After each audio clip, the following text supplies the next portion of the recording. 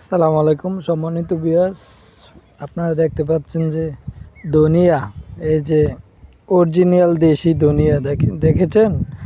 আমাদের গ্রাম অঞ্চলে এখনও অনেক শাক সবজি অনেক কিছু হয়। আমাদের এই যে ধান প্রায় পেকে যাচ্ছে, আর মনে হয় 10-15 দিনের ভিতরে ধান কাটা পড়বে।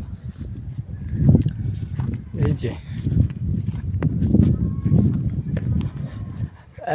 আর বিশেষ করে আরেকটি কথা হচ্ছে যে আমরা আপনার এই যে গাছগুলো দেখতে পাচ্ছেন, তাল গাছ।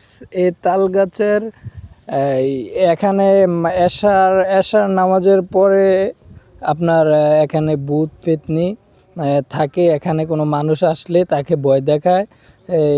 আপনার এই 2-3 দিন আগে আমি এই যে গাছটা দেখতে পাচ্ছেন, এই গাছটার নিচে বসছিলাম প্রস্রাব করতে। এখানে আমাকে সাদা কাপড় পিন্দে এদিক দিয়ে থেকে এসে তারপরে এদিক দিয়ে চলে গেছে কোথায় জানি। এই জায়গাটা খুবই ঝুঁকিপূর্ণ একটা জায়গা। দেখতে থাকুন। এই যে এই তাল গাছটির ভিতরে রাত্রে 12টা-1টার দিকে আপনার মানুষে ডাকাডাকি করে এই গাছের উপর থেকে।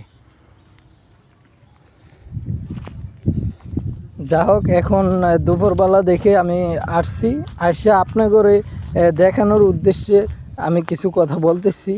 আসলে জায়গাটা যত সুন্দর দেখেন, জায়গাটা সুন্দর আছে, কিন্তু এখানে ভূত পেতনি বাস করে। এখানে ভূত পেতনি থাকে,